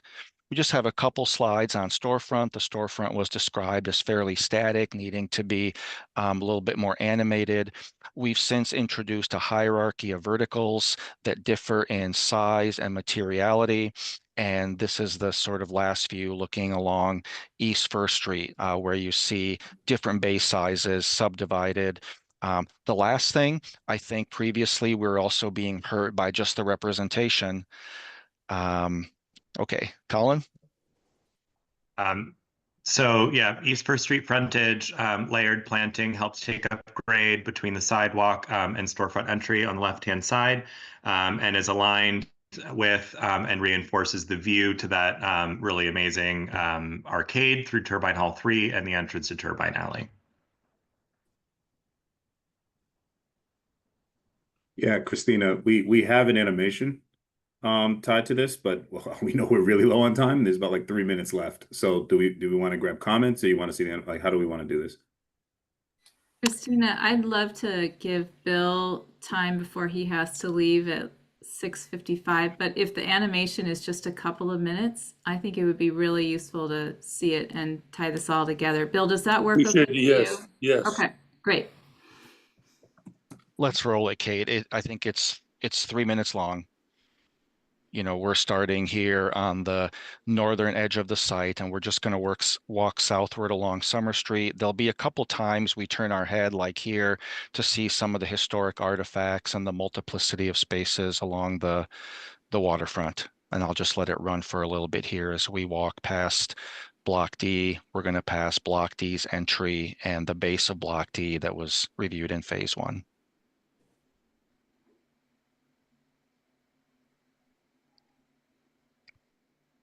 Okay, we're going to start approaching here the intersection of Summer Street and Thomas Edison Way. The camera is going to pan us quickly to the left, where we're going to see how the bike lanes, the sidewalk, the street sort of navigates us through the Turbine Hall 2 portal. Now we'll cross the street. We're at the northwest corner of Block C, walking along the storefront, seeing the step back facade above that really steps back and guides us towards the main entrance into Block C that you see articulated with the canopy. Just past this, we're going to walk by the Block C podium where you can see the changed window openings above, and we'll get to the corner here of East First Street and Summer Street. Take a quick peek back north, and we'll see go back towards the South Plaza. That is separated from the sidewalk by a composition of a planter and built-in seating. The planter also helps mediate the grade change as you see us walking up the sidewalk. We'll take a quick look here towards the north, looking down the Turbine Alley and back through the T3 arcade. When we exit the arcade, we're going to take a quick look to the left into the bike access area that Jason presented through his renderings. And then continue walking along Block B. The balcony that we're walking past is an amenity for the tenants' fitness areas, I believe. And then the storefronts that we're walking past now open into the residential lobby. We're going to cross over Thomas Edison Way here to the southwest corner of Block A, which has a public fronting retail program. And now walking northward along Thomas Edison Way, we'll pass by the Block A entrance, which Tim had just presented. And in front of us is Edison Plaza, which will open all the way to the waterfront.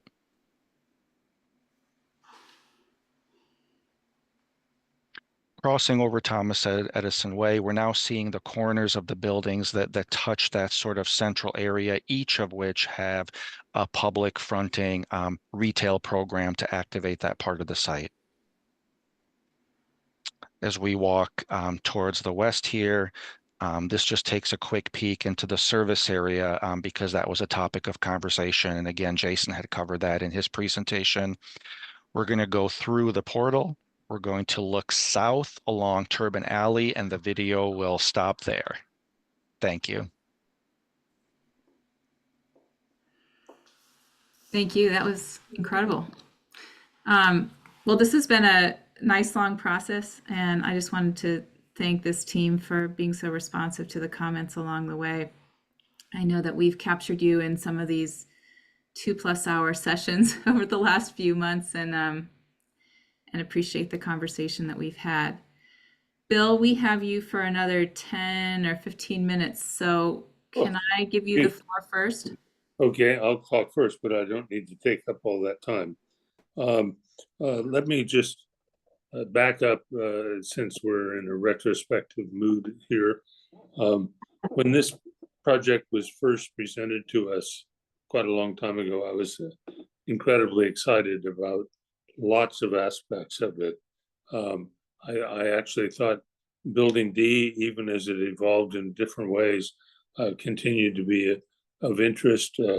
Turbine Hall, of course, is the jewel, and it's wonderful. The portal through Turbine Hall is also incredibly well done, and I applaud that.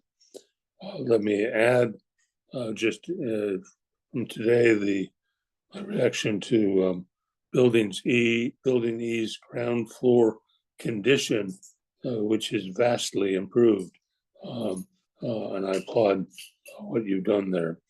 I will say at the same time that I am a little concerned about the design details of the facade, particularly of the Building E tower. And even as Linda was talking, even maybe some of the party for the 1898 building. And so I, for one, would encourage continuing work on that before you present it to the full commission. But that is up to you. So in many ways, the project is quite wonderful. Of course, the repetition of building sizes and the like has been difficult. Like Building A looks quite nice in terms of that new entrance or the expanded entrance. I would say Turbine Alley, I hear you when you say the 10-foot overhang is and reduced to 6, it still feels like that is potentially a really wonderful part of the project. And I'm really worried that even a 6-foot overhang will draw away the light and air, and that will be wonderful for the users in the neighborhood.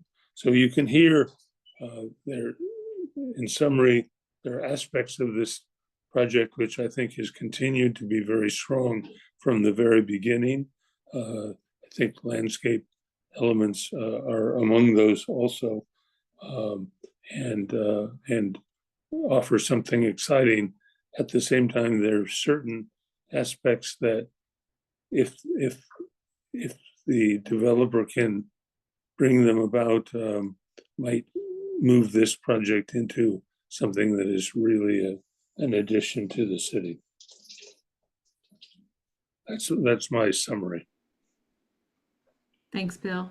Thanks for taking us on the retrospective as well. It's helpful. Laura, any comments? Yes, if we could go to a site plan, please.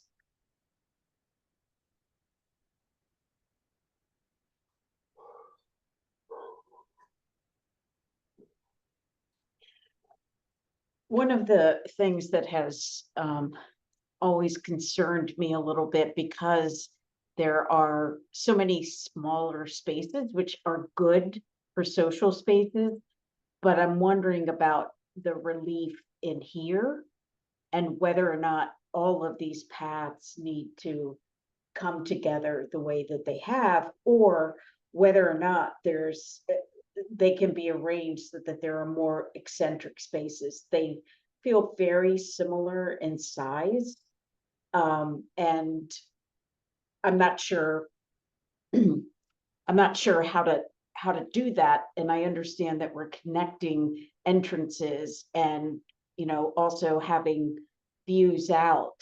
But I think another study of this would be great, to see whether or not there could be more differences in this area. One thing I will also mention is, I think once you get off the roadways, and this might help what I just talked about, Colin, whether or not we can, actually, I think you should incorporate and show us how grading could help that situation as well. And there's a flatness to everything that I think could be helped by slight raising up of the beds. So I think I just think that would help so much. Yeah. Actually, could we go to the appendix? We have an enlargement of the Edison Plaza, and maybe we can talk to it there. And I'll say that in the animation, it's kind of the site model is more of a massing model. Sure. And actually, given some of the constraints of the parking garage, it's actually under half of this plaza. We are looking to mound up and create kind of some more topography within those beds. Because even just technically, we need to do so. Early on, I think maybe one of the first times that we brought this before you all, there was a comment that it felt like there was just a lot of circulation through planting, and it was a lot of paths that kind of led nowhere. And so what we've really tried to do in developing the design here was to really emphasize the primary connection that's in line with the sidewalk. That path is also a continuation of the Harbor Walk. Mm-hmm. We're keeping that path 10 feet wide as a primary path. And then to look at the secondary circulation as 6 foot wide. And, as you mentioned, kind of connecting entries and, providing that sort of second layer of circulation through the site. And then just because we do have that kind of, bow tie, if you will, of that circulation, kind of the seating area on the south side, on the right-hand side, being positioned between retail, that's in E and F. And then the trellis that we've added on the north side as kind of another more playful element within the space to kind of bring interest and nuance that kind of opens onto the lawn. And if you go to the next slide, we have a rendering of that trellis that kind of helps to sort of bring the scale of the space down, create something kind of interesting to sit under, could potentially have lighting integrated into it that's sort of a beacon at the end of the plaza, and that helps to kind of complement programming on the lawn. Yeah, it's the I understand everything you are doing. I do, and you've got a tough space to deal with, but I'm not so sure that you need to go from A to B, for instance. Like, is that, oops, let me back up. Oops. So, Should we go to the site plan, oh, maybe? thank you. That's much more helpful. So, you know, does this need to do this? Is there something that's different about that that might help you? One, this space actually feels somewhat small to me for the amount of raised architecture, for instance, that you're putting in that space. When I look at that perspective, it feels pretty chopped up.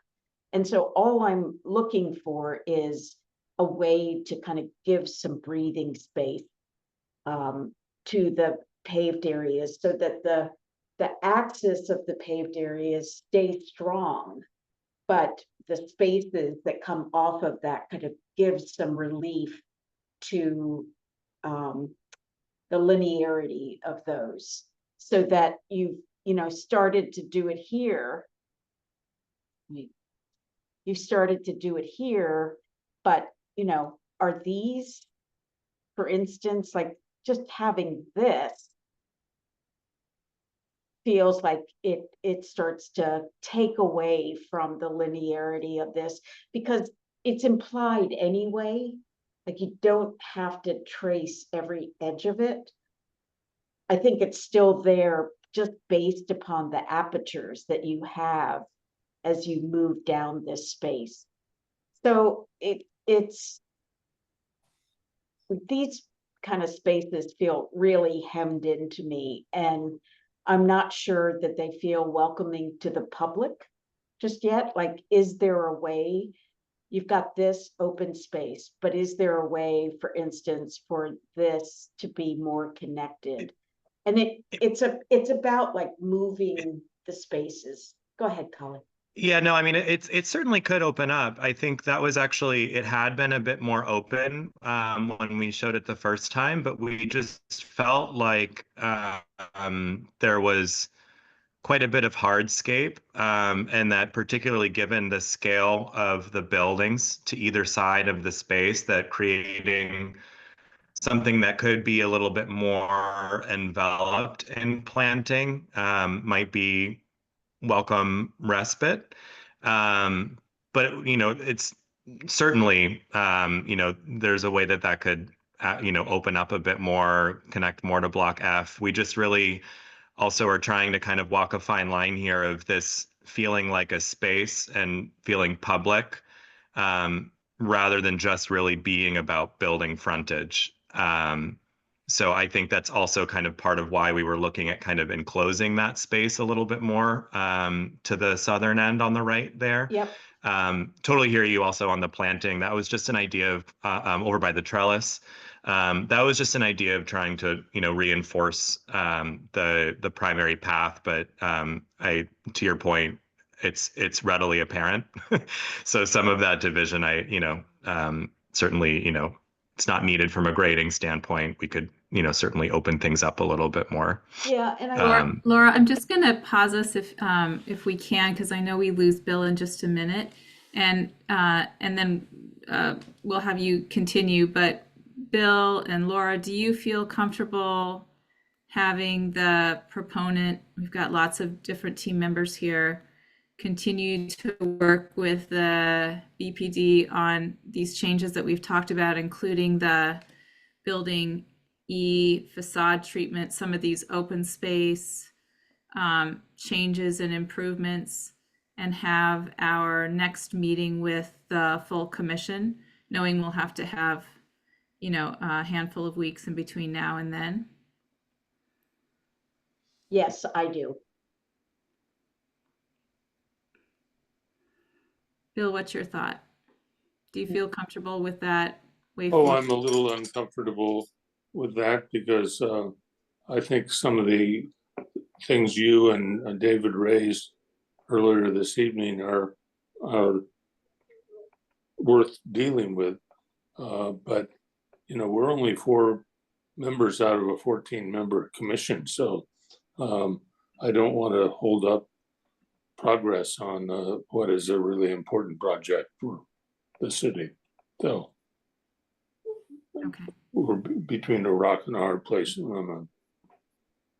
All right, Bill, thank you. I know we need to say goodbye to you, but we'll continue on with our comments in your absence, and can catch Okay. you up as well. Okay. Thank you, Bill. Thank you. Laura, I know you and Colin were chatting Yeah, more. and I don't, you know, this isn't my design to do, but I do think that it's that these spaces they feel very regimented when the buildings are already that. And whether or not there's some relief that the landscape can have, I think would benefit Yeah. all of them. But So like, you know, for instance here, you know, if this kind of starts to open up a little bit more this way, if this kind of starts to open up a little bit more this way, there's a zone in between, Yep. you get rid of this. So it's a little bit more, you know, off to the side. You know, I think we also were wanting to minimize this connection here so that the trellis and the lawn all kind of read more Yep. as one. Yep, I agree. So yeah, I think we can we can have a glass of wine and look at this again.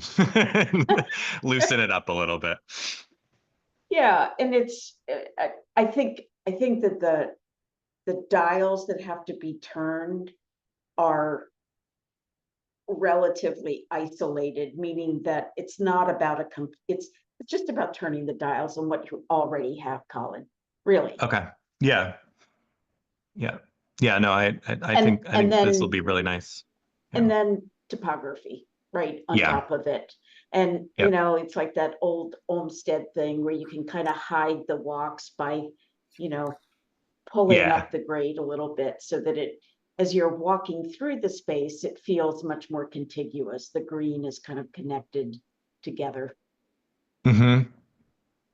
Yeah, absolutely. Thank you. Okay, I think I'm there, Linda. Okay, you're cooked. Thanks, Laura. I had Thank just a half dozen comments, and then it'd be great to get public comments, and then we can do our wrap up. So overall, I think one of the biggest gifts of this project is the open space. I think the experience next to the water with these industrial follies is going to be amazing. We don't have a lot of those types of industrial waterfronts that are celebrated this way in Boston. So I think that's really terrific. And I would include in that open space applause, I guess, the Turbine Alley. And I think that there have been some really good changes that were presented today. I think, you know, that space should continue to evolve and get more and more interesting. Colin, my first comment was actually on your slide number 13.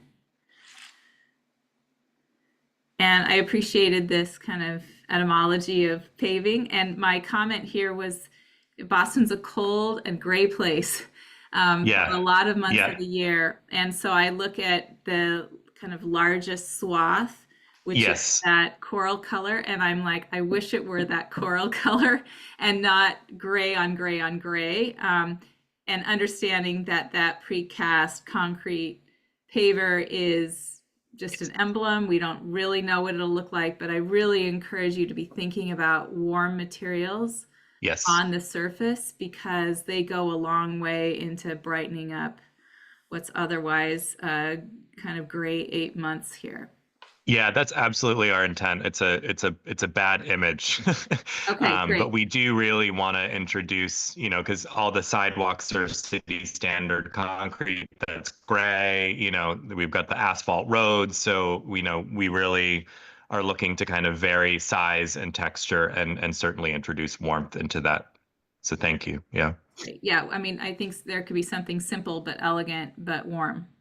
The next is slide 19. This is on building A. So Tim, Tim's off my screen, but I don't know I'm if here. Okay, thanks, Tim.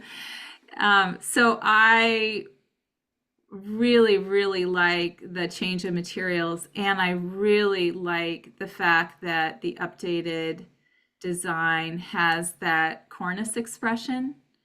It really feels more complete, and again, because you'll be experiencing this building as a corner and as a gateway, I just really appreciated that. And then similarly wanted to compliment you on slide 23 with the notch for the same reason, the balcony notch, Tim, that you were describing to us. Again, to me, it just talks about gateway and actually, having an entry to this new district and being able to pivot at that point where you have the Medal of Honor Park off the screen here to the right. It just feels right. So thank you for that. The next comment is actually about building B on slide 31. Thanks. And I know we talked a lot about screening last time, and I thought that this angle was particularly descriptive of our concerns that you have this incredible experience with the turbines, and then your next view is into a garage door and into a service zone. So the more that you can do to screen that and to kind of keep the power onto the landscape and onto the building form, the better. And I also appreciated the balcony regularization study that you did. It just feels cleaner to me. And I like that there are now datums that not all levels have balconies, but if there are balconies, that they resonate with another one of the facets of the building. So that feels really good. And then building C, slide 40. So my question here is whether, as you're taking this overhang from 10 to 6, whether that mass, that lost mass, that square footage moves somewhere else.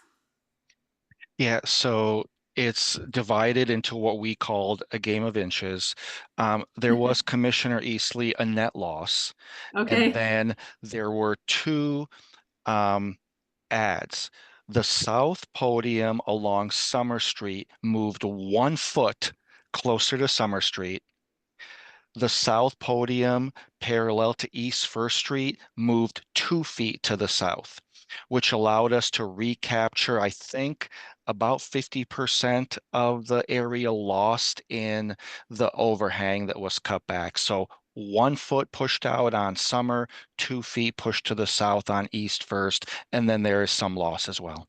Okay. I like that, the way that you kind of did that math, because I think East First Street was the side that I could see pulling out a little bit more than you had it in the past, particularly since you're trying to line up with the portico.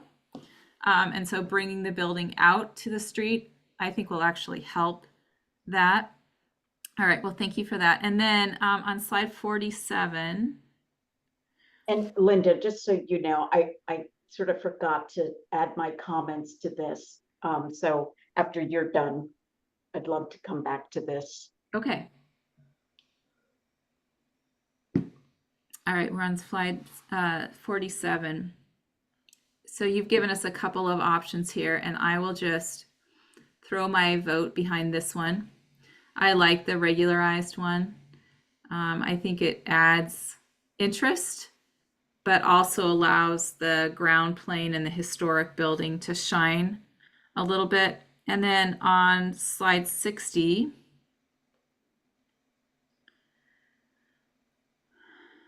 I just want to say thank you. We talked a lot about this triple height corner of the facade, and same as the comment, Tim, for you. I just love, again, this is going to read as a gateway on East First Street, and the scale feels so much better. It feels like you understand how tall that is, and even the detail that you've added where the vertical pieces have more detail and more relief than the horizontal pieces, I think just works so beautifully, and keeping that glazed corner is really fantastic. So Thank you for noticing the detail. We were so pressed on time. All I could say was we went from 3-story to single-story punches, but our team did pay attention to some of those refinements. So thank you for noticing. oh, it's really, really fantastic. So that wrapped up my comments. Laura, why don't I pass it off to you, because it sounds like you have some comments about the same building. Yeah. If we could just go back to the alley, turbine alley. So I think that the any of the perspectives that looks down there, oh, it looks like maybe 40. Yeah, that's fine. The 6 feet is better for sure. More of the sky is visible. I just wish it were higher still. And I don't know how the architecture works or even the floor plates, but it still feels to me as if it's kind of bearing down on the alley as opposed to feeling like it complements it. Like if I had my druthers, it would be another story higher, the overhang. And then it would be so much less present, I think, in the cone of vision down that alley.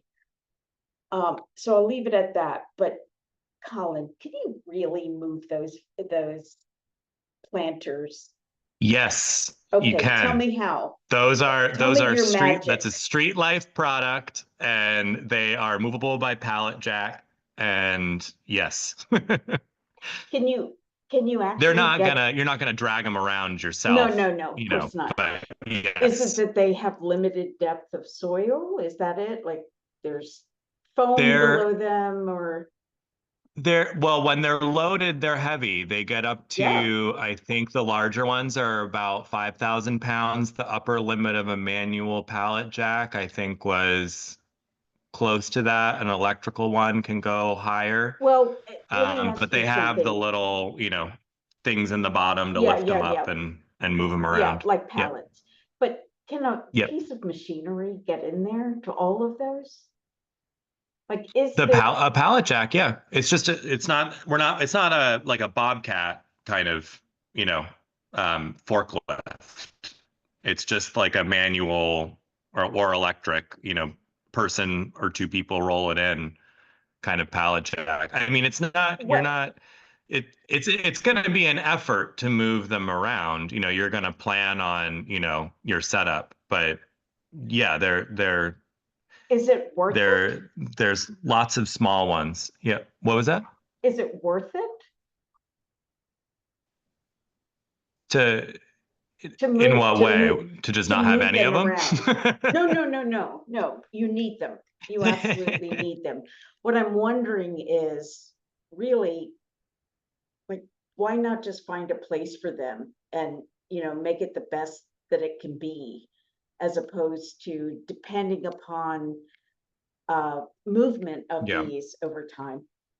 Because what happens. People just don't do this. And Yeah.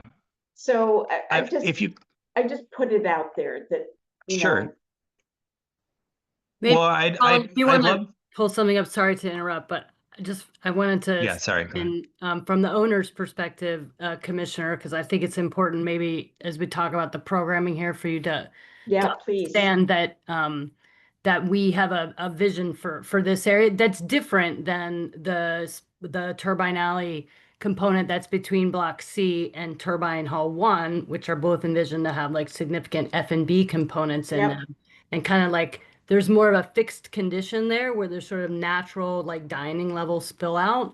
But we really think like this section of Turbine Alley, because it has some retail bordering it, but it also has this civic space on one side, which needs to be activated in order for there to really be a lot of activity happening there. And but we think there's a synergy between that space, which is where the turbine is, but then it also bleeds into this community civic space that you can program it. It's not going to be like every day. We're not going to move these planters around, probably not even on a weekly basis, but seasonally you could plan it for different things. So in the summer, you know, Colin moved the planters page north and you get a little bit more space up against the Block D facade, or sorry, Block C facade. And we could put, you know, ping pong tables or that kind of stuff in there. People could just come by and, you know, like pick up a game. Or it's the summer and there's maybe a children's camp that's doing some activity in the turbine hall for, you know, 2 days or something. And we set up some picnic tables outside for them. Or you have like more of a high function, like a fashion show or an art exhibit or a wine tasting or something, and then you kind of set up the what he's got in the top. So we do think that we could use these as ways to designate different spatial configurations that would, you know, fit with those kinds of events, that would incite those kinds of events. Okay, well, I'm glad to hear about that commitment because it doesn't, and not just a commitment, but that forethought about it. You might consider, say, having one of these be permanent, right? Or one that you don't move very much, right? Yeah, I think that makes sense. Let the work kind of happen on the ends of that. Right. Obviously, this is stationary, but is there, I'm just gonna make a random X, but is that always stationary? And then you look at these ends and this space as being able to kind of move around. And it could happen anywhere along here, right? I think it's yours to play with. But you know what I like about this discussion too is that it may end up being experimentation or a beta test. And, you know, over the years, you discover that one configuration creates the eddies of pedestrians that is most helpful and is most flexible. And then maybe they stay there from then on or something. But I like the idea that you can play with that over time and see how people use it. Yeah, and I think too, like, you know, the ping pong tables take the circulation and put the circulation up against Turbine Hall 3, and then you can look in the windows, and maybe that's more desirable than circulating, you know, further to the south, and you know, and I think the idea of finding another, you know, obviously that one end is the anchor because that's, you know, the built-in piece. That's where our grade changes.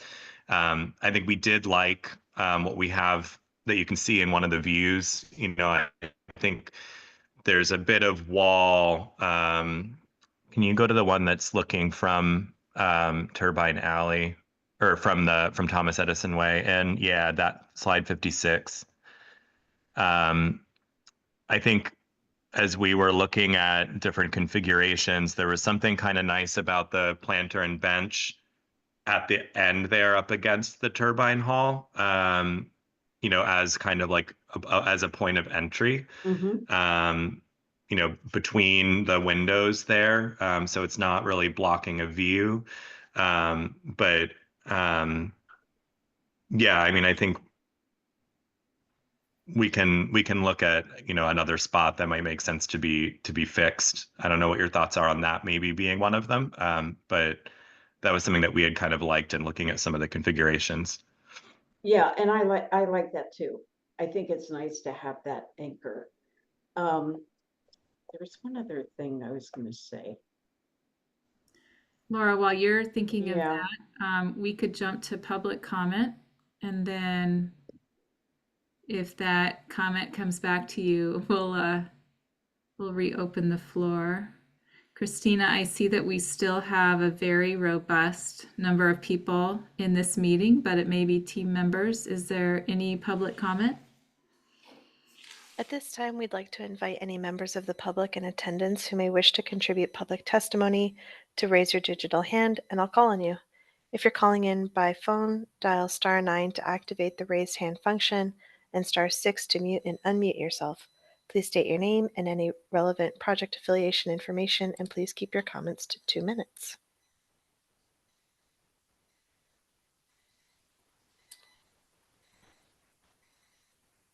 Commissioners, at this time I see no hands raised, so I'll close the public testimony period. Thanks, Christina. Laura, did you have No, any and comments? Okay. Thank you though. All right. Well, this is fantastic work. Thank you again for having all of these discussions with us. And I feel like these projects have really changed and emerged in a beautiful way. I think we have somewhat of a consensus, Christina, that we would have each of the proponents continue to work with PPD and then come back to the full commission for a presentation at a monthly meeting. Yes, and from my own extensive notes here, that a lot of that time and energy will be spent on the facade of Block E, and some of the comments Commissioner Solano made about the open space surrounding E. Are there other highlights you think that? Yes, I had 3 things written down. One is E, so retaining the verticality, but also the kind of lightness of that form, but maybe not having a wrapper and a base. The second one is to be thinking about how topography can play maybe even a bigger part in the landforms. And the third that Laura brought up was in some ways to maybe simplify and re-engage some of these fragmented open spaces into the larger whole. Great. Well, that is very clear direction for the planning department and the proponent team. So I'll work with the project manager and folks to get the next meeting scheduled. Thanks to everyone for your time this evening, and we will see you in June. Thank you. Thanks a lot. Thank you. Have a good night. You Bye-bye. commissioners.